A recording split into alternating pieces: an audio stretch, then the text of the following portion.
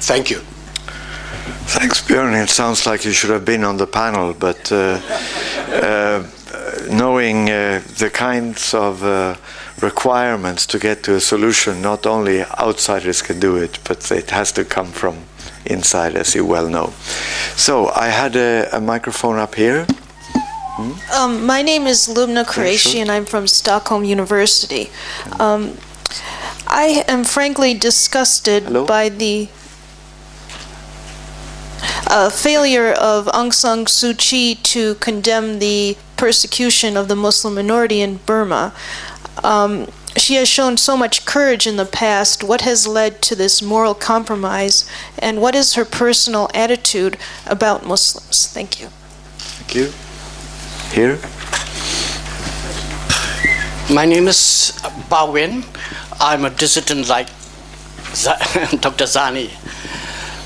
So, unlike the international community, can I call my country as Burma? Because I don't believe that dictators can change the name of my country without the consensus of the people. So I agree to all the three speakers, and I like to supplement that as far as the peace negotiation is concerned, the government is putting the cart before the horse. If two persons are fighting, then in order to stop, we have to talk, and then we may sign a ceasefire. Now, without talking, we cannot sign the ceasefire. There's no talking, so there can be a ceasefire. Another is the federal one. Federal constitution. Either you look in the dictator country that ruled by hand, like China, so many tribes, so many races, still federal. Or if you look at the democratic country, like India, so many tribes, but still federal, because that is a real federal union. And the other aspect is, as Professor John Kemp said, the essence of the unity where Burma come into being is that all the leaders come, including Aung San, father Aung San Suu Kyi, as a leader, not a national leader, as a leader of the Burma proper, and the Shan come as a leader of Shan, so also the Chin as a leader of Chin. So they are not a national, they come and they have a consensus. And so it's very, very important for the international community, especially the Western government, to look Burma not as a monolithic whole, but as part of it. Now, we discover that many of the NGOs and the international have been going and dealing with the government only, or with the government-related NGO, and nothing to do with the opposition like the UNFCCC, except one NGO from Japan, Nippon organization that is helping the real marginalized people through it. So that's what I like to emphasize. Thank you very much. Thank you. Dr. Zarni, would you like to comment? Let's keep it brief, because I can see there are many who would like to come back. But on the microphone, please, just bring it closer to you. On the issue that gentleman raised about the need for a Security Council to take it up. I mean, as you very well know, the UN Security Council does not take up issues that are not defined as a threat to international peace. And yes, also there are other principles like responsibility to protect. R2P, when a sovereign state fails to protect or deliberately inflict harms on its own people, it falls on the international community. I mean, this is Kofi Annan's guilt-ridden reaction to his failure in Rwanda. R2P, the principle. It's not a treaty. It's not a binding thing. So there's a principle out there, but the R2P has never been seriously entertained with respect to Burma. I mean, I talked to Gareth Evans for about half hour one-on-one. Say, look, you are one of the architects of R2P, and that this country, my country, fits a profile. It's like, well, it's an R2P concern, this, that, and he's never done anything with the R2P.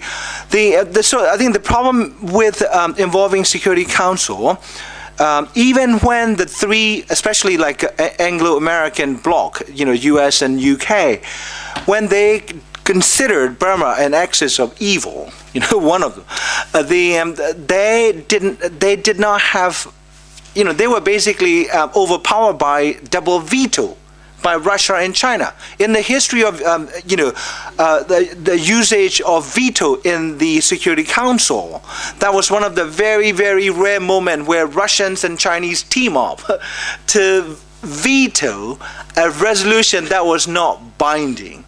And so, I think Security Council is very difficult to use, is what you are saying. Yes, it's deadlocked. Yeah, and I think I would start with the European Union. There are a lot of good intentioning, officials in Scandinavia, especially Scandinavia, because I think like Scandinavians, I'm not here politicking. I think Scandinavians take the responsibilities to promoting human rights much more seriously than other, say like Anglo-Americans. I live in UK, so I know the British talk fork-tongued, and so diplomats, not the country, and so they start with getting, say, Scandinavian bloc. In other words, a common position, a common analysis, common framework among the Scandinavian countries first, and then press the European Union to come up with a common position, because the Burmese regime cannot be pressured to do anything bilaterally.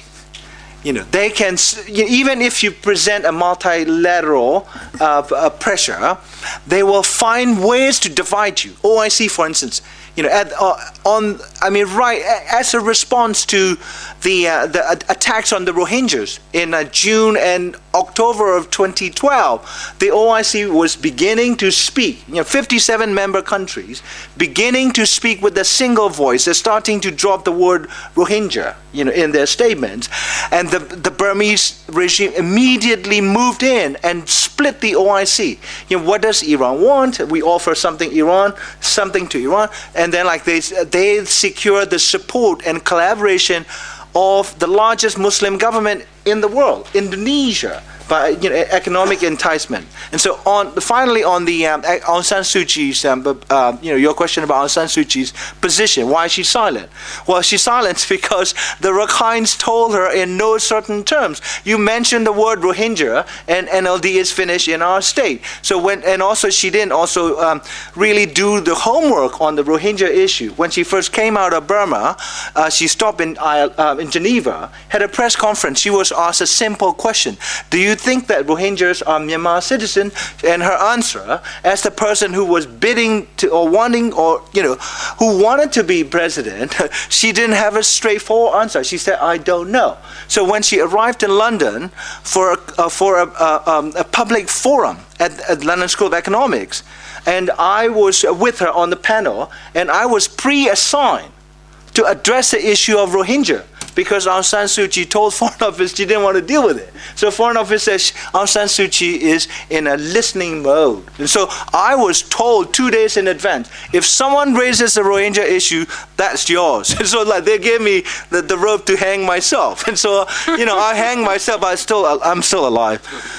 And so in terms of her position on the Muslims, she essentially revealed her Islamophobia on the radio, none other than Radio 4 in England. That is actually prime radio program in UK, where she was asked, to condemn the violence against the Muslims and Rohingyas. She evaded the question and justified it using the rhetoric of the rise of Muslim power. So, for the record, I'll say she is anti-Muslim. Marta? I want to address the one of the points raised by Uba Win about the international community working with the Myanmar government, and of course the Norwegian government is one of the first governments to engage very closely with the Myanmar government, and frankly I think that this is the right thing to do. I think it is the only way to at least try to influence. I know Zarni maybe say that this is an important and a deadlock situation or a dead end anyway, but I think considering the situation, I think this is the only right thing to do. But you're absolutely right. It's vital that also the grassroots community gets the international support, and that it's continue both with the democratic opposition, but not least with ethnic groups. But I also think that there are other, all the international communities, it's not just the Nippon Foundation, that are working very closely with grassroots, both low-key or under the radar, but also officially. So I think, but we need to continue to keep that pressure up. But it's not only the Nippon Foundation, fortunately, because that would be a disaster if it was only them. On the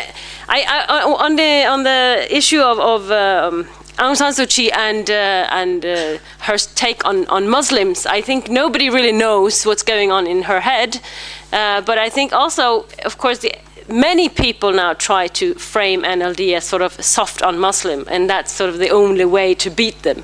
So I think this is both politically that she's weak, she's avoiding the issue because she thinks it's difficult politically, but also we don't really know her stand on it. So discuss it or not, it's she's not the only one in Myanmar at the moment. There is basically very, very few people standing up for Muslim these days, and it's a big problem of Buddhist nationalism and the lack of an inclusive national identity in the country. Let's take a few more questions, and you can all come back. Even you, Joachim. There are 3 people here who are asking to talk. Let's take them in a row. Please be brief and introduce yourselves.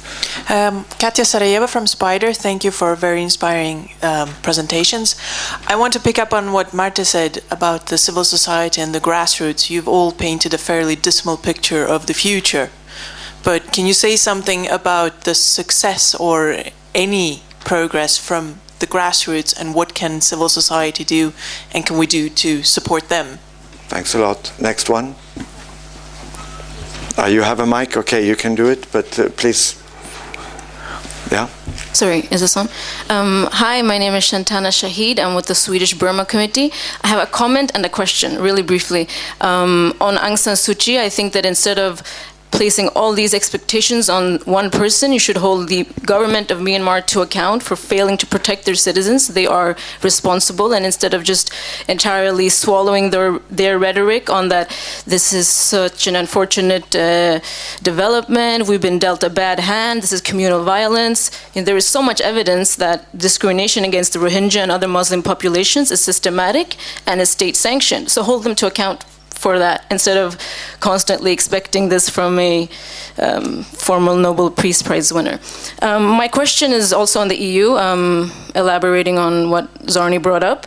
All of you, or everyone in the panel, you seem to share a rather skeptical understanding of the developments in Burma, or a nuanced understanding, I would say. Joachim Kreutz, you called it the so-called democratization. Zarni, you emphasized that the reform process is actually a process to maintain military power, but in just a different shape. But the EU's analysis is completely different. If you go into their website, I just went in right now. Question? Yes, the first sentence is the government of Myanmar are committed to a genuine democratization. And this analysis is going to inform the EU's policies, and they've just recently announced billions and billions of EU money in support of the government's reform process. So I'd like to ask the Swedish Institute of International Affairs, since you work with informing international debate on international affairs, why is the EU's analysis so entirely off? That's for you, Joachim. Over there, please. Yes, my name is Samya Munk from Burma as well. Just a very straightforward question. Do you think there will be election in this year? And the reason is that in relation to that, the government has said that without having the ceasefire dialogue, ceasefire agreement, there won't probably be an election. So there's a worry about that. And I think Joachim have rightly pointed out the fact that when we listen to the minister of the president office, he's very positive and things like, oh yeah, I think we'll get the agreement in 2 weeks or 3 months. But in 2013 October, that was just before the meeting in Liza, and then the army said that the army is involved in the process, and even in the parliament, I think the Home Minister, I think General Jowen, he was saying that the negotiation with the ceasefire is currently with the constitution. So, and if there won't be a ceasefire agreement in February, February the 12th, do you think there will be a problem for the election? Thanks. And then there was this gentleman there as well. My name is Ruang Lien. I come from Burma and I'm studying theology and human rights at Stockholm School of Theology. I have one comment, one clarification and one question. Concerning with Dr. Zarni, I'm agree with,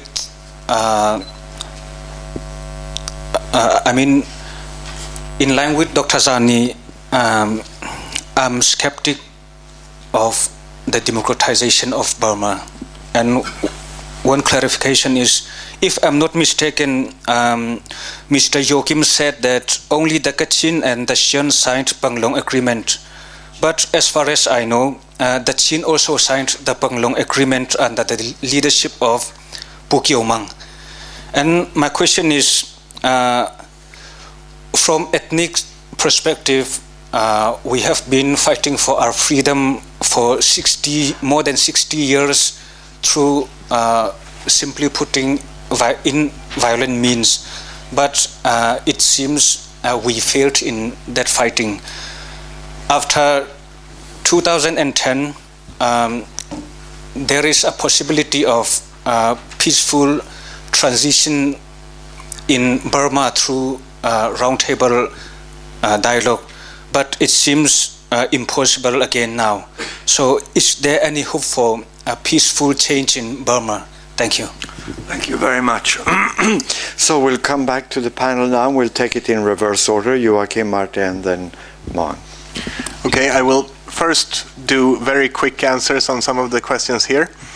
About the successful grassroots movements, I think there are plenty, too many to actually mention here, and there are a lot of successes going on, and especially I would highlight especially a lot of the work that has been done by different environmental NGOs, environmental and human rights NGOs that are getting so like a new generation that are cooperating across ethnic boundaries and so forth, but also several women's movements, and of course the ability of many people to return to the country is positive.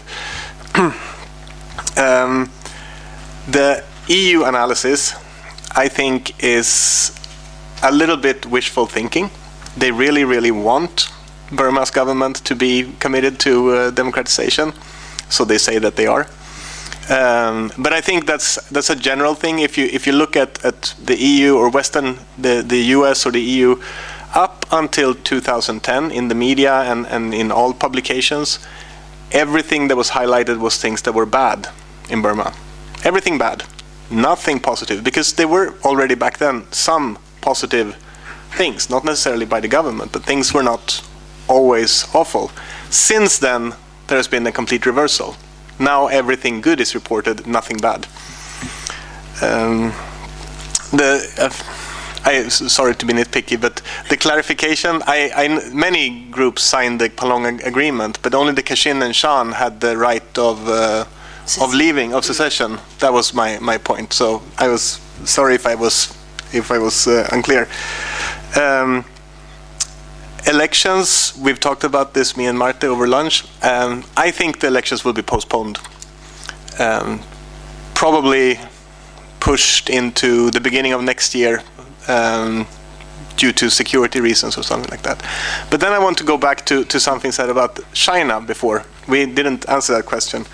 And I think China is actually somewhat strangely a possible positive influence. China was actually quite willing to act in trying to settle these conflicts, not necessarily by any fair means, but they just want stability in the north of Burma and everywhere. So I think that could also be a way of international community to sort of, because now the Chinese are actually getting kind of annoyed because these Burmese companies they were working with before are starting to come into Yunnan and saying that, oh, you know, if you don't give us a good price, we're going to go to the American companies instead.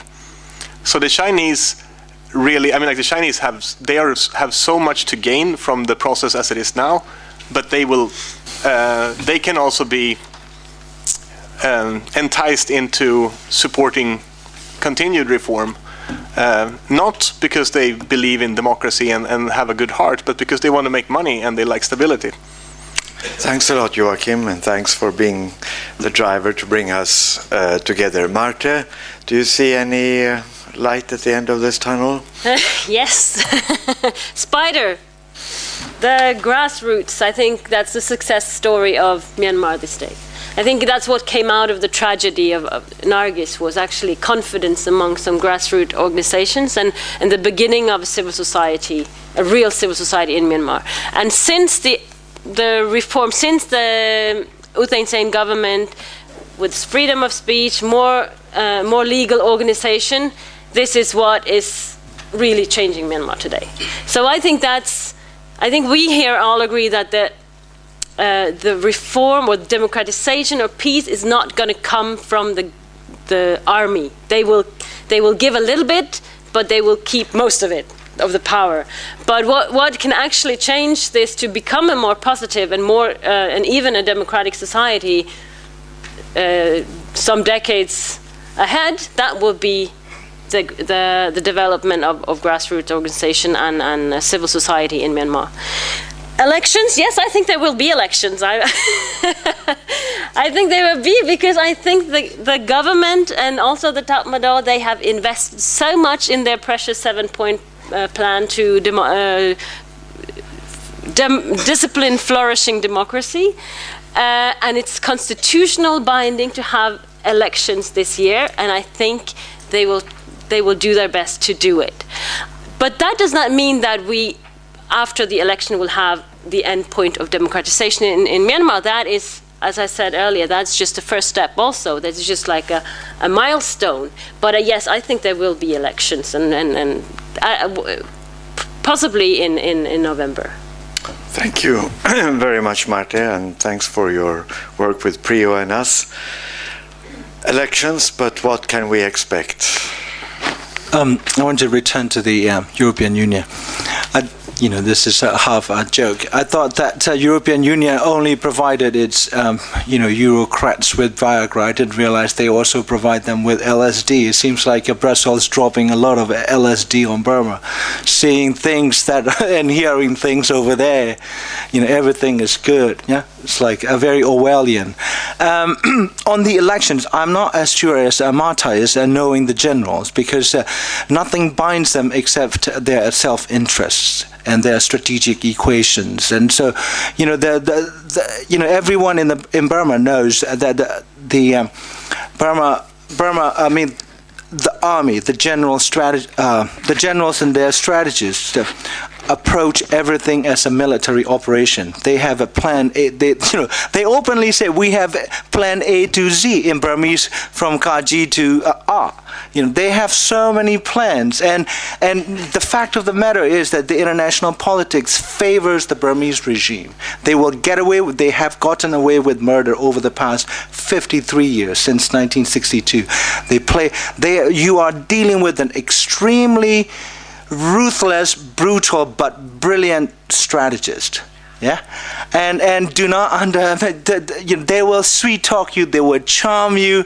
You can have a one-on-one conversation with Thein Sein. But Zarkana, the most famous comedian, Zarkana, described the president who is held up as the Mr. Reformer and shortlisted reportedly for Nobel Peace Prize as Mr. Nothing, because he is nothing, because he is playing the role that he is assigned to according to the army script. And now the newer generation of the military officers, generals in their early 50s and late 40s and 40s, they're like, we have to have our own pie. You have done your part when you were older. Now it's our turn. And so I think that I am not seeing light at the end of the tunnel. I do want to see it, because if I don't see light at the end of the tunnel, that means I will never see my mother again, who is 78 and crippled. So as a Burmese, of all the people in here, I am dying to be optimistic. But the realities and my analysis of the realities dictate that things are not going to turn out. There's not going to be Hollywood happy ending. Thank you, Maung Zarni. Well, it's tough, and it has to be discussed, and we have to stay engaged. And thank you for being here, and we do wish you to see your mother. Thank you.